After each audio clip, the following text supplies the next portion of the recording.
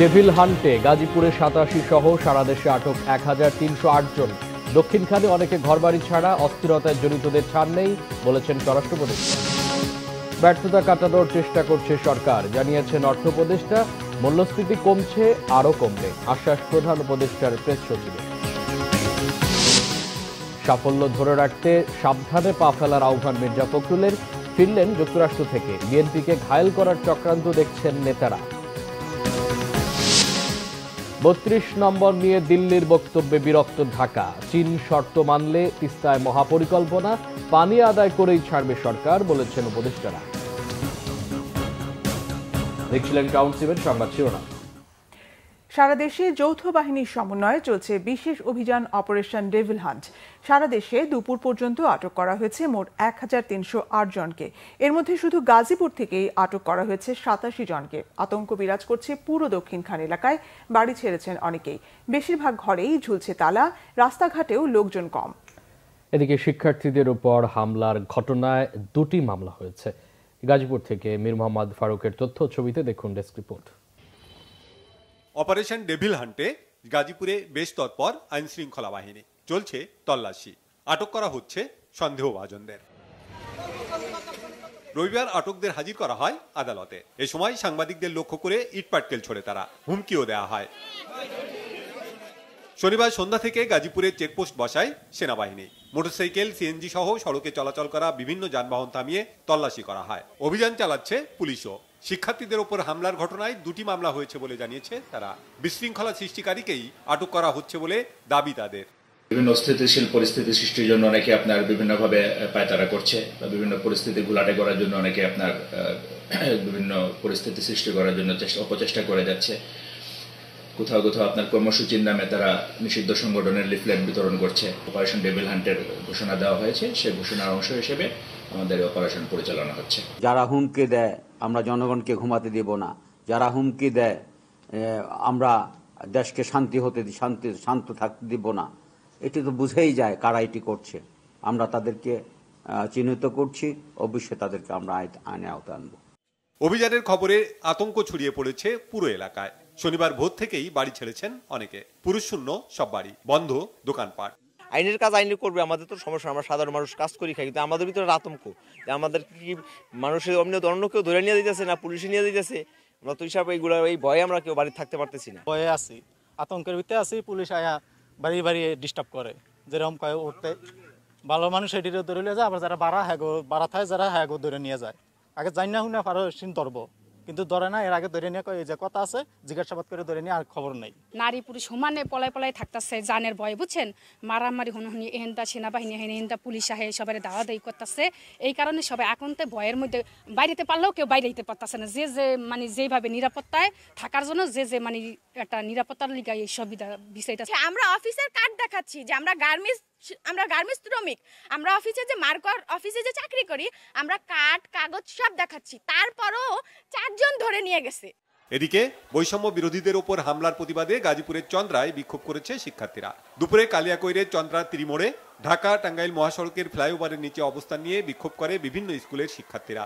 আওয়ামী লীগ, যুবলীগ ও নিষিদ্ধ ঘোষিত ছাত্রলীগ কর্মীদের দ্রুত গ্রেপ্তার ও বিচারের দাবি জানায় তারা। বৈষম্য বিরোধীদের দাবি, শুক্রবার রাতে সাবেক মন্ত্রী মোজাম্মেল হকের বাড়িতে ছাত্রদের আটক রাখার মিথ্যা তথ্য প্রচার করা হয় মাইকে। এমন খবরে শিক্ষার্থীরা ঘটনাস্থলে গেলে তাদের উপর হামলা চালায় আওয়ামী লীগ, ছাত্রলীগ ও যুবলীগের নেতাকর্মীরা। Bangla vision news desk. যারা দেশকে অস্থিতিশীল করবে তাদের টার্গেট করে ডেভিল হান্ট অপারেশন চলবে বলেছেন স্বরাষ্ট্র উপদেষ্টা অবসরপ্রাপ্ত লেফটেন্যান্ট জেনারেল জাহাঙ্গীর আলম চৌধুরী। এদিকে স্বরাষ্ট্র মন্ত্রণালয়ের সিনিয়র সচিব নাসিমুল গনি বলেছেন, স্থিতিশীল অবস্থা নিশ্চিতে অপারেশন চলবে, তবে অভ্যুত্থানে পরাজিত শক্তির প্রতিও সরকার অমানবিক হবে না বলে জানান তিনি। রিপোর্ট রিশান নাসরুল্লাহর। চলমান আইন শৃঙ্খলা পরিস্থিতি আরো উন্নত করতে দেশ জুড়ে চলছে অপারেশন ডেভিল হান্ট। এরই মধ্যে অভিযানে আটক করা হয়েছে অনেককে। অভিযান প্রসঙ্গে রবিবার রাজধানীতে এক অনুষ্ঠানে সাংবাদিকদের সাথে কথা বলেন স্বরাষ্ট্র উপদেষ্টা অবসরপ্রাপ্ত লেফটেন্যান্ট জেনারেল জাহাঙ্গীর আলম চৌধুরী। জানান, গাজীপুরে যারা ছাত্র জনতার উপর হামলা চালিয়েছে তাদের অনেককেই আইনের আওতায় আনা হয়েছে। যারা দেশকে অস্থিতিশীল করবে তারা ছাড় পাবে না বলে হুঁশিয়ারি তার। শয়তানের তো টার্গেটই দেয়, যারা দেশকে অস্থিতিশীল করার চেষ্টা করে, এই ক্ষেত্রে যারা আইন অমান্য করে, দুষ্কৃতিকারী এবং সন্ত্রাসী, তারা এইটার টার্গেট। টেবিল যতদিন পর্যন্ত শেষ না হবে ততদিন পর্যন্ত অপারেশন চলবে। এদিকে অপারেশন ডেভিল হান্ট নিয়ে সচিবালয়ে ব্রিফ করেন স্বরাষ্ট্র মন্ত্রণালয়ের সিনিয়র সচিব নাসিমুল গনি। জানান মানবাধিকার রক্ষা করেই অপারেশন পরিচালনা করা হবে। ডেভিল হান্ট করা হচ্ছে একটা অপারেশন যেখানে যৌথভাবে সকলে একটা ফোকাসড ওয়েতে কিছু কাজ করবেন। সে কাজের মধ্যে মূলত যে সমস্ত পকেট অফ রেমিনেন্টস থেকে দেশে স্টেবল অবস্থাকে আনস্টেবল করার চেষ্টা করা হচ্ছে, সেটাকে আমরা নিউট্রালাইজ করব এবং এর জন্য আইনানুগ পন্থায় যে ব্যবস্থা নেওয়া দরকার সেগুলো নেব আমরা ইনশাআল্লাহ। আর যে সমস্ত দেশে বিপ্লব হয়েছে সেখানে পরাজিত শক্তিকে কেউ রাখে নাই। আমরা অতটা অমানবিক হতে পারেনি সরকার। আমরা এদেরকে রিফর্ম করাতে আমরা কিছু রিয়ালাইজ করি যে কিছু লোক কোয়ারশনের কারণে করেছে, ভয়ে করেছে, বিভিন্নভাবে করেছে। কিছু যারা ডাইহার্ড ছিল তারা পালিয়ে গেছে, তাদের বিরুদ্ধে অ্যাকশন হচ্ছে। কিন্তু এইটাই অবস্থা, একটা মনোবল ভেঙে গেছে একটা বাহিনী।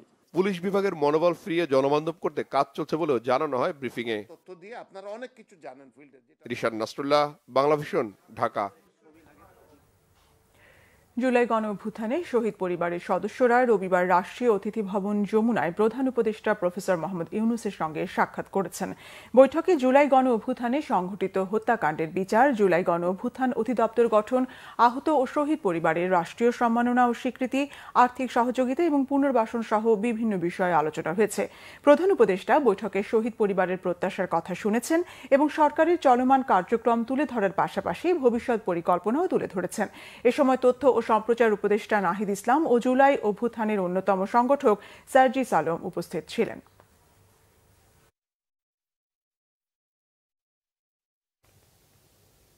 অন্তর্বর্তী সরকারের যে ব্যর্থতা রয়েছে তা কাটিয়ে ওঠার চেষ্টা চলছে বলে জানিয়েছেন অর্থ উপদেষ্টা সালেউদ্দিন আহমেদ। বলেন, এই সরকার বড় বড় সংস্কারের মতো অনেক কিছুই করতে পারবে না, কিন্তু পদচিহ্ন রেখে যেতে চায়।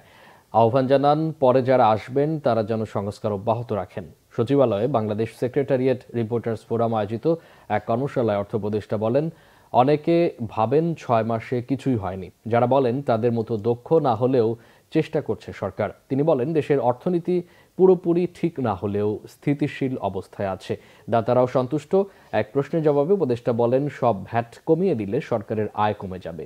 জানান, সরকারি কর্মকর্তা কর্মচারীদের মহার্ঘ ভাতার বিষয়ে এখনও সিদ্ধান্ত হয়নি। সৌদি আরব সহ বিভিন্ন দেশে থাকা অবৈধ কর্মীদের ব্যাপারে সরকার চিন্তা ভাবনা করছে জানিয়ে উপদেষ্টা বলেন, রেমিটেন্স সরাসরি না পাঠিয়ে হুন্ডিতে পাঠানো হলে রিজার্ভে টাকাটি যুক্ত হয় না।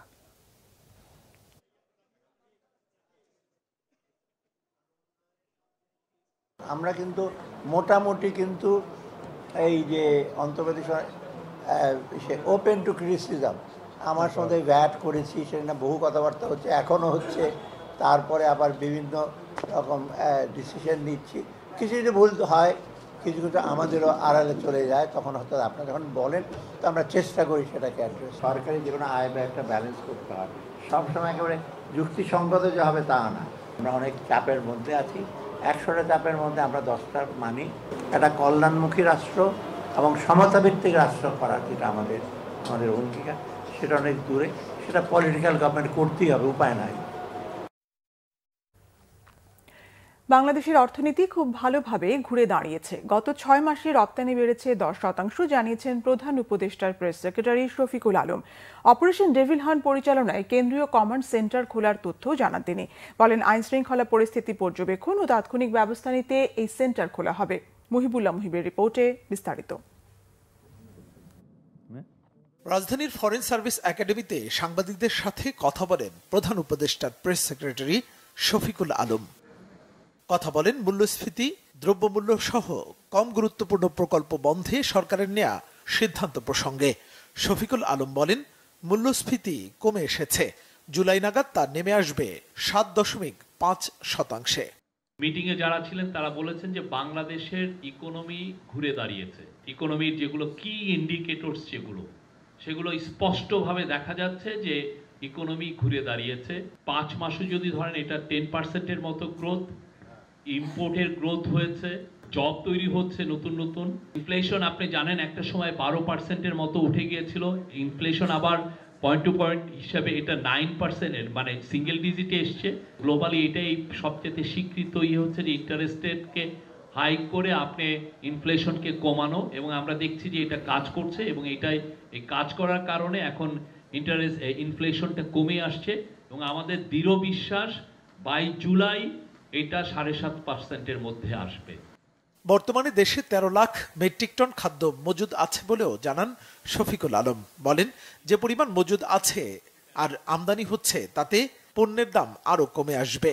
দেশের ব্যাংক খাত ও অর্থ পাচারে জড়িতদের বিরুদ্ধে সরকারের কঠোর অবস্থানের কথাও তুলে ধরেন তিনি। আজকে 6টায় এই কমান্ড সেন্টারটা তার কাজ শুরু করছে, এবং এইখানে রেগুলার যেগুলো আইন শৃঙ্খলা বাহিনী যেগুলো আছে, যেগুলো হোম মিনিস্ট্রির সাথে যুক্ত, পুলিশ আছে, বিজিবি আছে, কোস্টগার্ড আছে, র্যাব আছে, এদের বাইরে আপনারা জানেন আর্ম ফোর্সেস ল এনফোর্সিং এর কাজ করছে, তাদেরকে ম্যাজিস্ট্রেসি পাওয়ারও দেওয়া হয়েছে সেই অগাস্ট মাসের থেকে। তো আমরা আশা করছি যে এর ফলে বাংলাদেশে আইন শৃঙ্খলা পরিস্থিতি আরও উন্নত হবে এবং খুব কুইক রেসপন্স করা যাবে। পুরো জায়গায় যদি দেখা যায় যে কোনো আইন শৃঙ্খলা পরিস্থিতির অবনতি হওয়ার একটা আশঙ্কা হচ্ছে, সেখানে এই কুইক রেসপন্স করবেন তারা। বাজার থেকে হঠাৎ সয়াবিন তেল উধাও প্রসঙ্গে প্রেস সচিব বলেন, সরবরাহ ঠিক থাকলে মজুতদাররা সুবিধা করতে পারবে না। বাণিজ্য মন্ত্রণালয় কঠোর ব্যবস্থা নিচ্ছে বলেও জানান শফিকুল আলম। মুহিবুল্লাহ মুহিব, বাংলা ভিশন, ঢাকা। বিএনপির মহাসচিব মির্জা ফখরুল ইসলাম আলমগীর বলেছেন, দেশের বর্তমান অস্থিরতার জন্য শেখ হাসিনার ফ্যাসিস্ট রেজিমই দায়ী। অর্জিত সফলতাকে ধরে রাখতে হলে অত্যন্ত সাবধানতার সাথে পা ফেলতে হবে। বিএনপির মহাসচিব বলেন, শেখ হাসিনার ফাঁদে পা দেয়া যাবে না। মিরাজ হোসেন গাজী রিপোর্ট।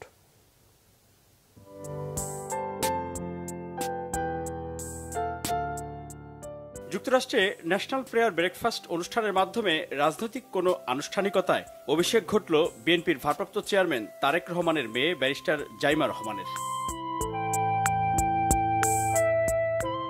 দলের মহাসচিব মির্জা ফখরুল ইসলাম আলমগীর ও স্থায়ী কমিটির সদস্য আমির খসরু মাহমুদ চৌধুরীর সঙ্গে তারেক রহমানের প্রতিনিধি হিসেবে লন্ডন থেকে যুক্তরাষ্ট্রে যান মেয়ে জাইমা রহমান।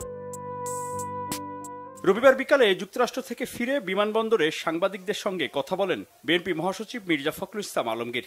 সাম্প্রতিক সময়ে দেশের অস্থিরতা নিয়ে প্রতিক্রিয়া জানান তিনি। কিন্তু দুর্ভাগ্যের বিষয়, আজকে হাসিনার পাতা ফাঁদে আমরা যেন ফাঁদে পা না দিই। আজকে দেশে স্থিতিশীলতা বিনষ্ট হচ্ছে, অস্থিরতা সৃষ্টি হচ্ছে। এর জন্যে সম্পূর্ণভাবে হাসিনার যে ফ্যাসিস্ট রেজিম ছিল, সেই রেজিমই তার জন্য দায়ী। বিএনপির মহাসচিব বলেন, ছাত্র জনতার অভ্যুত্থানের মাধ্যমে শেখ হাসিনার পতন হয়েছে। এখন এই বিজয় ধরে রাখতে দেশবাসীকে সজাগ থাকতে হবে। আজকে আমাদেরকে অত্যন্ত সাবধানতার সঙ্গে পা ফেলতে হবে। একটা অন্ধকারকে দূর করতে হয়, একটা অন্ধকারকে দূর করা যায় না, তাকে আলো দিয়ে দূর করতে হয়। সেই আলো বর্তিকা জ্বালিয়ে আমাদেরকে সামনের দিকে যেতে হবে। আমরা সংশ্লিষ্ট সকলের কাছে আহ্বান জানাতে চাই যে সবাই একযোগে ঐক্যবদ্ধ হয়ে এই দেশের স্বাধীনতা সার্বভৌমত্ব রক্ষা করার জন্য, স্থিরতা রক্ষার জন্য, ফ্যাসিস্টদের বিরুদ্ধে গণতন্ত্রকে প্রতিষ্ঠা করবার জন্য তাদের কাজ অব্যাহত রাখবে। অপারেশন ডেভিল হান্ট, এটা কি ভাই? আমরা তো বাইরে ছিলাম, ডেভিল হান্ট জানি না। ডেভিল তো একমাত্র অপারেশন ডেভিল হান্ট তো আমরা ফ্যাসিস্ট সরকারকেই জানি। এতদিনের পরে এতদিনও একটা বোধোদয় হয়েছে, সেই জন্য ধন্যবাদ জানাচ্ছি। 2 ফেব্রুয়ারি যুক্তরাষ্ট্র গিয়েছিলেন বিএনপির এদু শীর্ষ নেতা। মিরাজ হোসেন গাজী, বাংলা ভিশন, ঢাকা। বিএনপি ক্ষমতায় যাবে এই ভয়ে দলটিকে ঘায়েল করার জন্য দেশে বিদেশে ষড়যন্ত্র হচ্ছে বলে অভিযোগ করেছেন দলের স্থায়ী কমিটির সদস্য মির্জা আব্বাস। বলেন, বিভিন্নভাবে দোষারোপ করা হচ্ছে। বিএনপিকে ইসলাম বিরোধী দল হিসেবেও বলার চেষ্টা করা হচ্ছে। বিএনপি নিলে চাঁদা আর তারা নিলে হাতিয়া। গ্যালমান শফির রিপোর্ট। বিকেলে রাজধানীর সেগুনবাগিচা এলাকায় বিএনপির ভারপ্রাপ্ত চেয়ারম্যান তারেক রহমানের 31 দফা কর্মশালার আয়োজন করে ঢাকা মহানগর দক্ষিণ বিএনপি। কর্মশালায় 31 দফার বিস্তারিত তুলে ধরেন বিএনপির আন্তর্জাতিক বিষয়ক কমিটির সদস্য ইঞ্জিনিয়ার ইশরাক হোসেন। আগামী নির্বাচনের আগে সারা দেশের ঘরে ঘরে 31 দফার বিষয়ে তুলে ধরার আহ্বান জানান তিনি। এটি বাংলাদেশের জনগণের, বাংলাদেশ রাষ্ট্রের প্রয়োজনে, রাষ্ট্রের জন্যে এই 31 দফার ঘোষণা করা হয়েছে। এটির প্রয়োজনীয়তা কেন হয়েছে? কারণ বাংলাদেশ রাষ্ট্রটিকে বিগত 16 বছরে খুনি স্বৈরাচারী পতিত ফ্যাসিস্ট হাসিনা এবং আওয়ামী লীগ সরকার সম্পূর্ণরূপে ধ্বংস করে রাষ্ট্র, সরকার, দল সকল কিছুকে একসাথে মিলেমিশে একাকার করে ফেলেছিল। আমাদের এই দফাতে নারীর ক্ষমতায়নের কথা বলা হয়েছে। কারণ আমরা জানি আমাদের দেশের অর্ধেক মানুষ পুরুষ, অর্ধেক নারী। যে কোনো উন্নয়নে ঘর থেকে শুরু করে প্রত্যেকটি কর্মে পুরুষের পাশাপাশি যদি নারীর ভূমিকা সঠিকভাবে থাকে তাহলে অবশ্যই আমরা আশা করি আগামী দিনে বাংলাদেশ আরও দ্রুত এগিয়ে যাবে এবং আমরা সত্যি একটি স্বপ্নের বাংলাদেশ আমরা প্রতিষ্ঠা করতে পারব। ফ্যাসিস্ট আওয়ামী লীগ সরকারের পতনের পেছনে বিএনপির বলিষ্ঠ ভূমিকার কথা উল্লেখ করে দলটির স্থায়ী কমিটির সদস্য মির্জা আব্বাস বলেন, নির্বাচন নিয়ে বিএনপি কথা বললে অনেকের গাত্রদাহ হয়। বলেন, অযথা কালক্ষেপণ নয়, আন্দোলন নির্বাচন দুটিরই প্রস্তুতি রয়েছে বিএনপির। আমরা এই সরকারের সমালোচনা করব, এই সরকারের মন্দটা আঙুল দিয়ে দেখিয়ে দেব, কিন্তু এই সরকারকে আমরা ব্যর্থ হতে দেব না। এই সরকারের ব্যর্থতার সঙ্গে এই দেশের স্বাধীনতা সার্বভৌমত্বের সম্পর্ক রয়ে গেছে। এই দেশের মানুষের গণতন্ত্রের কথা রয়ে গেছে, কথা বলার অধিকারের কথা আছে। সুতরাং এই সরকারকে সঠিক রাস্তায় চালানো হলো বিএনপির মূল লক্ষ্য। এই সরকারকে বিভ্রান্ত করা নয়, এই সরকারের খামখাই সমালোচনা করা নয়, এই সরকারকে সঠিক রাস্তা দেখানোই আজকে উদ্দেশ্য।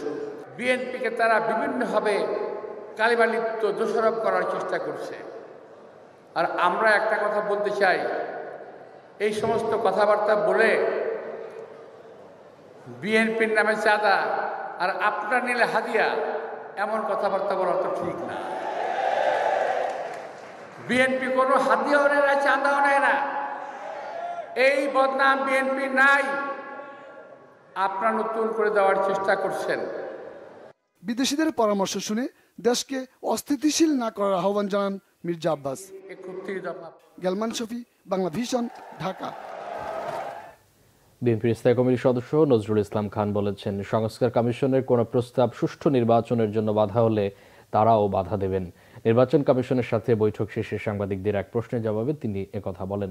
5 অগস্ট পরিবর্তিত পরিস্থিতিতে নতুন নির্বাচন কমিশন গঠন হওয়ার পর প্রথমবারের মতো বিএনপির প্রতিনিধি দল যায় নির্বাচন কমিশনে। রবিবার বিকেল 3টার আগেই তারা সেখানে পৌঁছান, বসেন প্রধান নির্বাচন কমিশনার এএমএম নাসির উদ্দিনের রুমে।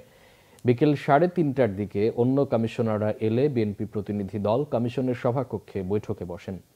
ঘণ্টাখানেকের বৈঠক শেষে ইসির কেউ কথা বলেননি। বিএনপির পক্ষ থেকে নজরুল ইসলাম খান জানান, নির্বাচন প্রশ্নেই আলোচনা করেছেন তারা, কমিশন কি কি কার্যক্রম করছেন সেটিও জানতে চেয়েছেন তারা।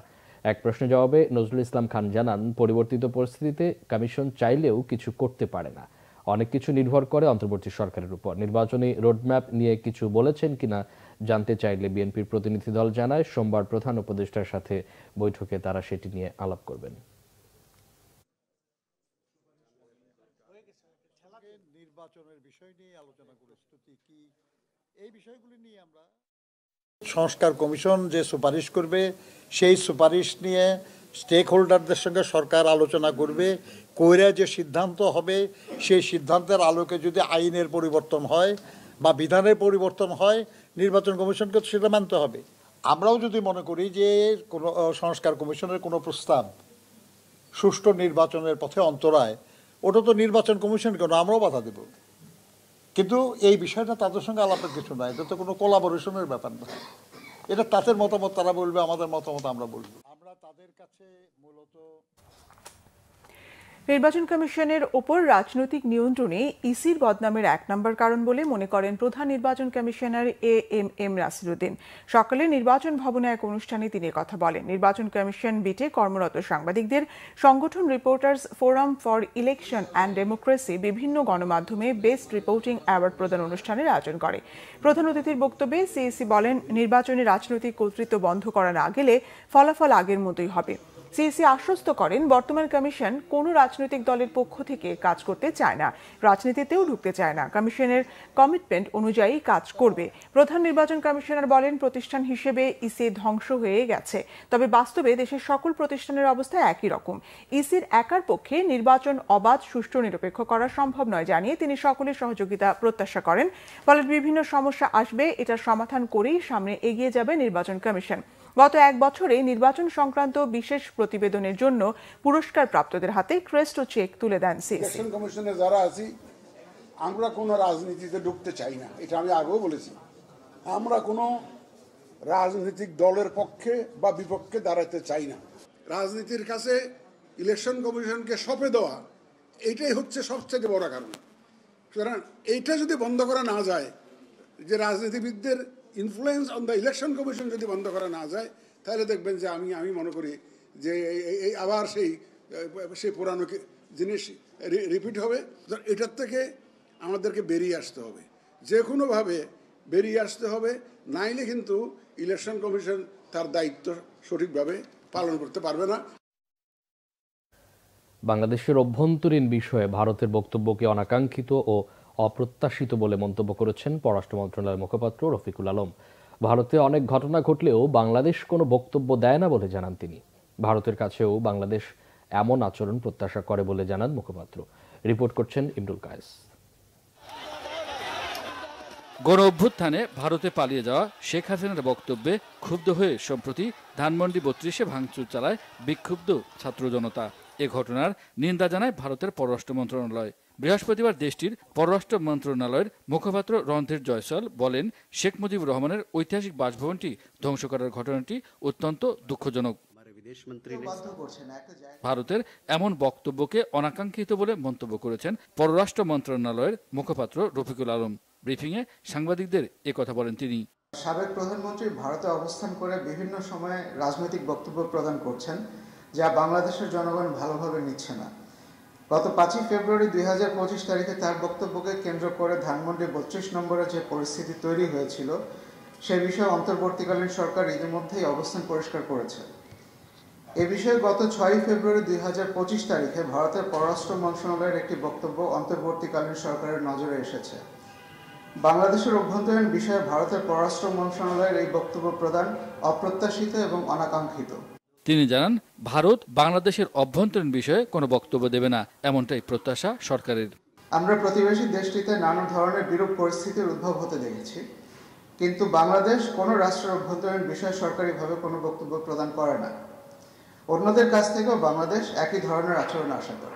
ইউরোপ পাঠানোর নামে প্রতারণা করে কয়েকজন বাংলাদেশিকে যারা রাশিয়া যুদ্ধে পাঠিয়েছে তাদের বিরুদ্ধে ব্যবস্থা নেওয়া হবে বলে জানান রফিকুল আলম।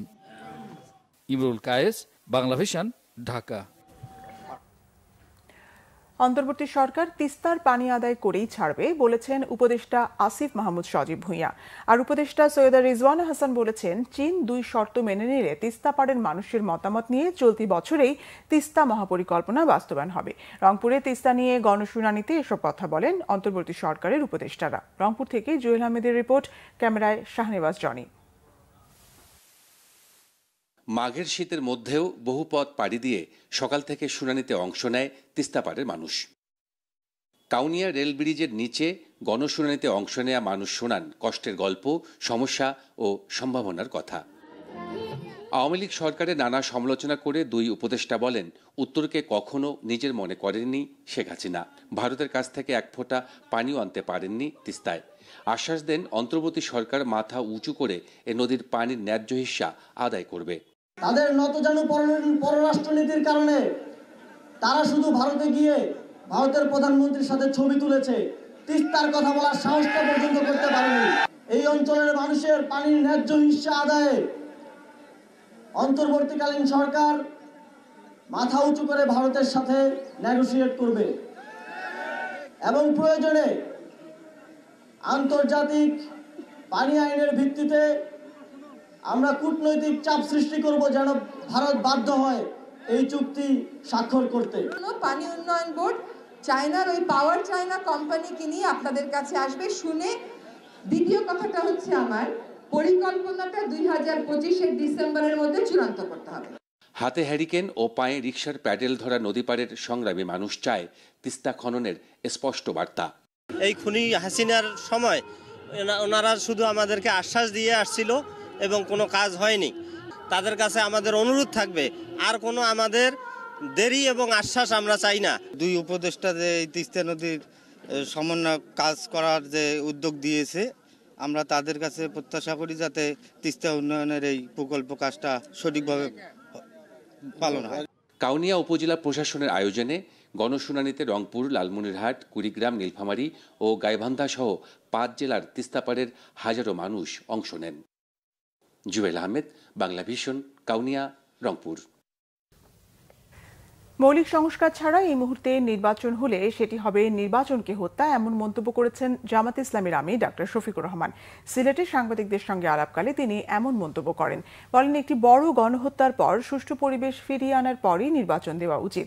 বিকেলে সিলেট কেন্দ্রীয় সাহিত্য সংসদের শহীদ সোলেমান হলে 6ষ্ঠ থেকে 10ম শ্রেণীর শিক্ষার্থীদের মধ্যে শিক্ষা উপকরণ বিতরণ করে সিলেট মহানগর জামাত। অনুষ্ঠানে প্রধান অতিথি ছিলেন জামাত আমির ডক্টর শফিকুর রহমান। সাংবাদিকদের প্রশ্নের জবাবে তিনি বলেন, স্বাধীনতার পর থেকে বাংলাদেশের আইন শৃঙ্খলা পরিস্থিতি কখনোই ভালো ছিল না, কারণ দেশের রাজনীতিকদের মধ্যে কোনো স্বচ্ছতা নেই। অতীত অবদানের জন্য জামাতের উপর জনগণের আস্থা নেই। উপদেষ্টা নাহিদ ইসলামের এমন মন্তব্যের জবাবে তিনি বলেন, জামাত অতীত নিয়ে কামড়াকামড়ি করে না। সত্যিকারের ডেভিলদের হান্ট করা হলে অপারেশন ডেভিল হান্টকে সমর্থন দিয়ে যাবেন বলেও জানান জামাতের আমির।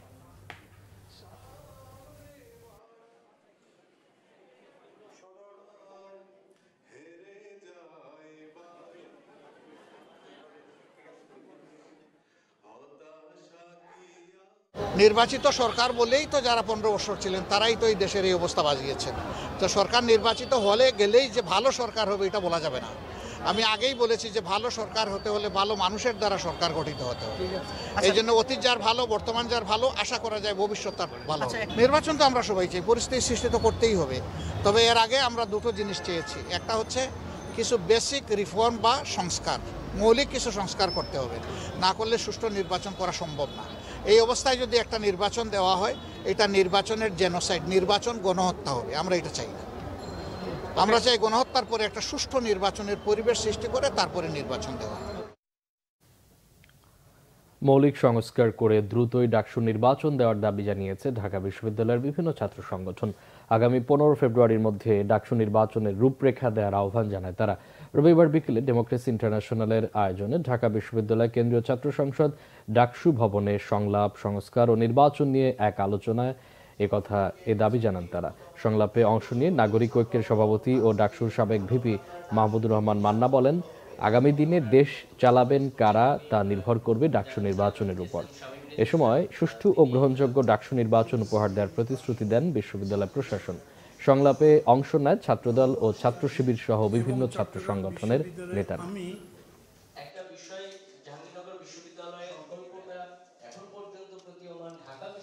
শুনে অনেকের অবাক লাগে, বাবা এই লোকটা এত বছর ধরে। ঢাকা বিশ্ববিদ্যালয়কে যদি বাঁচাতে পারেন তাহলে বাংলাদেশকে বাঁচাবার সম্ভাবনা থাকবে। ঢাকা বিশ্ববিদ্যালয় হলো beacon light for the whole nation. ইতিহাস হচ্ছে এই বাংলাদেশকে আলো দেখেছে ইউনিভার্সিটি, ঢাকা বিশ্ববিদ্যালয়। এইখানে পতাকা উঠেছে, রক্তের নদী বয়ে গেছে, পতাকা নামাতে পারেনি। তো সেই কারণে আজও আপনারা চেতনার ওই মশালটা যদি জ্বালাতে পারেন, সত্যিকার রাজনীতির গাইডলাইন যদি দিতে পারেন, বাকিরা সেটা মানতে বাধ্য। আরো কিছু খবর নিয়ে দেখুন ডেস্ক রিপোর্ট।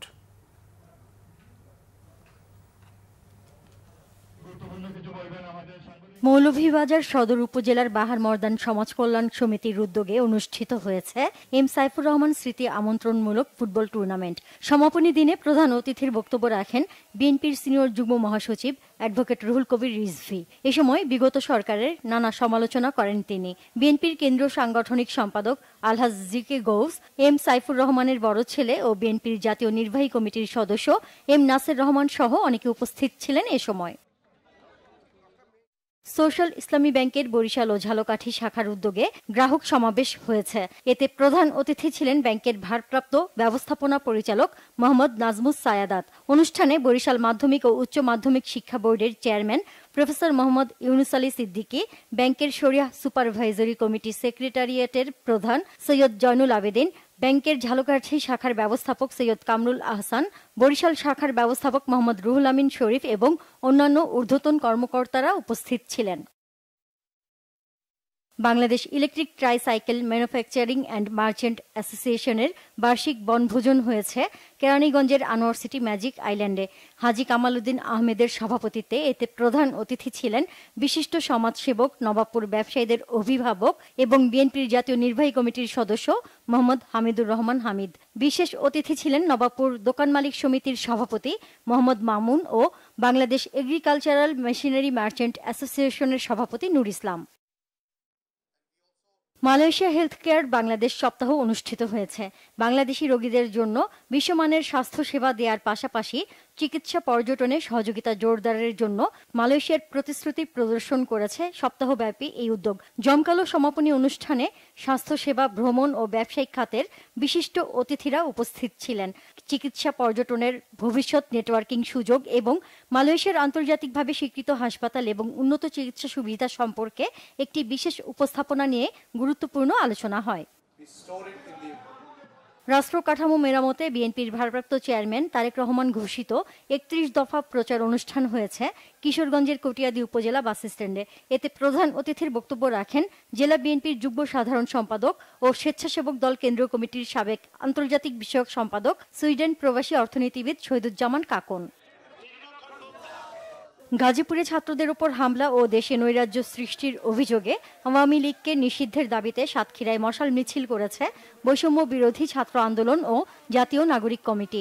শহরের খুলনা রোড মোড়ের আসিফ চত্বর থেকে মিছিলটি বের হয়ে প্রধান সড়ক ঘুরে শহীদ আব্দুর রাজ্জাক পার্কে গিয়ে শেষ হয়।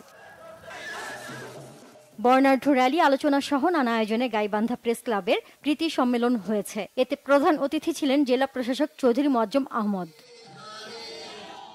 কেরানীগঞ্জে ঢাকা জেলা সার্কেলের ড্রাইভিং পরীক্ষা ও প্রশিক্ষণ কর্মশালার ভেন্যু ইকুরিয়া থেকে বিআরটিএ গাবতলীতে স্থানান্তরের প্রতিবাদে মানববন্ধন ও বিক্ষোভ সমাবেশ হয়েছে। ইকুরিয়া বিআরটিএ কার্যালয়ের সামনে কর্মসূচি হয়। জয়পুরহাটে চলতি মৌসুমে হিমাগারগুলোতে আলু সংরক্ষণের ভাড়া বাড়ানোর প্রতিবাদে বিক্ষোভ সমাবেশ ও মানববন্ধন করেছে জাতীয়তাবাদী কৃষক দল জেলা শাখা। শহরের 0 পয়েন্ট কেন্দ্র মসজিদ চত্বরে কর্মসূচি পালন করেন তারা। Bangla vision news desk. BPL এর অসঙ্গতি ও বিতর্ক নিয়ে মুখে কুলু পেতেছেন বিসিবি সভাপতি, বরং বিসিবির নির্দেশেই উইকেট থেকে রান পেয়েছেন ব্যাটসম্যানরা, এমনটাই দাবি জানালেন ফারুক আহমেদ। সমাজের সুবিধাবঞ্চিত শিশুদের পাশে দাঁড়াতে ফাউন্ডেশন গড়ার উদ্যোগ নিয়েছেন সাবেক জাতীয় ক্রিকেটার জাভেদ ওমর বেলিম। বিসিবি থেকেও ফাউন্ডেশন করার উদ্যোগ নেওয়া হবে বলে জানান বিসিবি সভাপতি। মনির হোসেন খানের রিপোর্ট। বিসিবির চেয়ারে পরিবর্তন এলেও বদলায়নি এর চরিত্র। আগেও বিপিএল শেষে তৃপ্তির ঢেকুর তোলা হতো, এবারও হচ্ছে। 2 দিনের ব্যবধানেই বোর্ড কর্তারা ভুলে গেছেন টুর্নামেন্ট নিয়ে যত অরাজকতা। পূর্বসূরির মতোই বর্তমান কর্তাদের মুখেও পরের আসরে ভালো করার প্রত্যয়। এবারের বিপিএলে দেশে বিদেশে ভাবমূর্তি ক্ষুণ্ণ হয়েছে। এ প্রসঙ্গে পাশ কাটানো মন্তব্য বিসিবি সভাপতির। একটা ইনস্ট্রাকশন দিয়েছিলাম কিউরেটরকে। আমি সেন্ট কিটসের নেভিসে গিয়েছিলাম খেলা দেখতে, 3টা ওয়ানডে দেখেছিলাম, 322, 295 করে আমরা হেরেছিলাম 2টা ম্যাচ, মানে কোনো কম্পিটিশন হয় নাই। সো 2 জিনিস মাথায় খেলেছে আমার, যে ভালো উইকেটে বেশি রান করার একটা অভ্যাস করতে হবে, ভালো উইকেটে বোলারকে আমরা ভালো বল করে ওইটা রেস্ট্রিক্ট করবে, ওইটা খুব গুরুত্বপূর্ণ।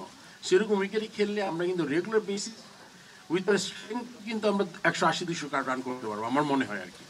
জাভেদ ওমর মাঠ থেকে অবসর নিয়েছেন অনেকদিন আগেই, তবে এখনও আছেন ক্রিকেটের সাথেই। এবার জাভেদ ওমর বেলিম ইনিশিয়েটিভ নামে শুরু করলেন নিজের ফাউন্ডেশন। শুধু ক্রিকেট নয়, সুবিধা বঞ্চিতদের পাশে দাঁড়াতেই এমন উদ্যোগ।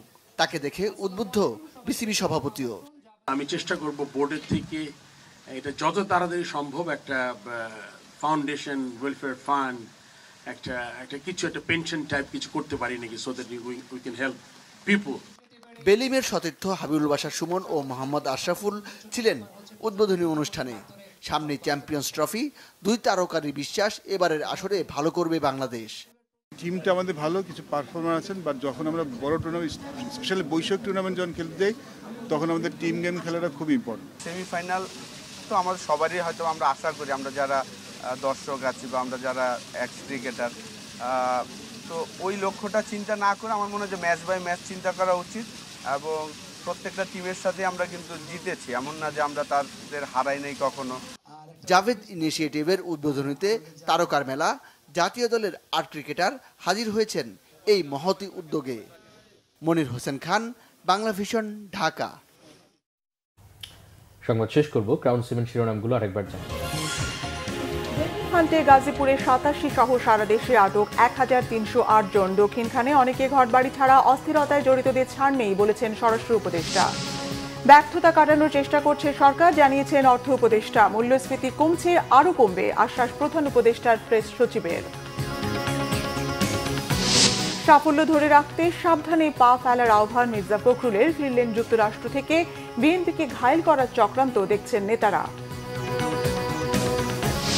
32 নম্বর নিয়ে দিল্লির বক্তব্যে বিরক্ত ঢাকা। চীন শর্ত মানলে তিস্তায় মহাপরিকল্পনা, পানি আদায় করেই ছাড়বে সরকার বলেছেন উপদেষ্টারা। এই ছিল এখনকার মতো, পরের সংবাদ রাত 1টায় দেখার আমন্ত্রণ রইল। এছাড়া বাংলা ভিশন সংবাদ ও সংবাদ সংশ্লিষ্ট অনুষ্ঠান দেখতে ভিজিট করুন www.visionews24.com ও facebook.com/banglavisionnews এবং সাবস্ক্রাইব করুন youtube.com/banglavision। এতক্ষণ সাথে থাকায় অসংখ্য ধন্যবাদ। শুভরাত্রি। শুভরাত্রি।